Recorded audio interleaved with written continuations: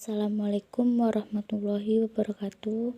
Saya Hesti Laudia Artameva dari kelas 11 MIPA 1. Di sini saya akan mempresentasikan peta konsep dari larutan penyangga.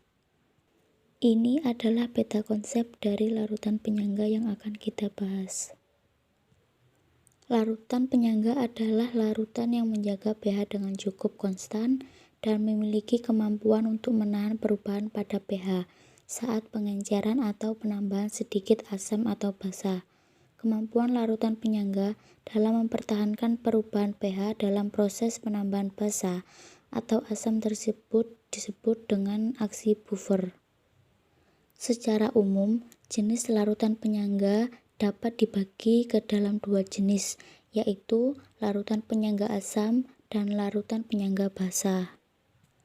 Larutan penyangga asam merupakan larutan yang mengandung suatu asam lemah dan basa, konjungsinya. Larutan penyangga ini berfungsi untuk mempertahankan pH pada kondisi asam, di mana memiliki pH kurang dari 7. Adapun contoh larutan penyangga asam adalah campuran asam etanot CH3COOH dan natrium etanot NaCH3COO dalam larutan yang memiliki komponen buffer CH3COOH dan CH3COO. Adapun larutan penyangga asam ini dapat diperoleh dengan cara mencampurkan asam lemah dengan garamnya dari basa kuat. Misalnya, mencampurkan asam asetat dengan natrium asetat.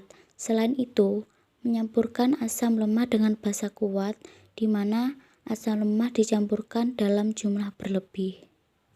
Selanjutnya yaitu larutan penyangga basa merupakan larutan yang memuat basa lemah dan asam konjungsinya.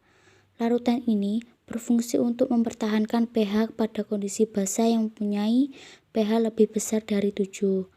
Larutan penyangga basa dapat diperoleh dengan mencampurkan basa lemah dengan garamnya atau basa lemah berlebih pada asam kuat.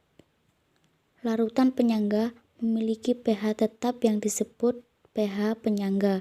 Dalam kehidupan sehari-hari kita, pH penyangga digunakan untuk bidang perindustrian, mengontrol nilai pH dalam darah, menggunakan untuk obat-obatan, dan lain sebagainya.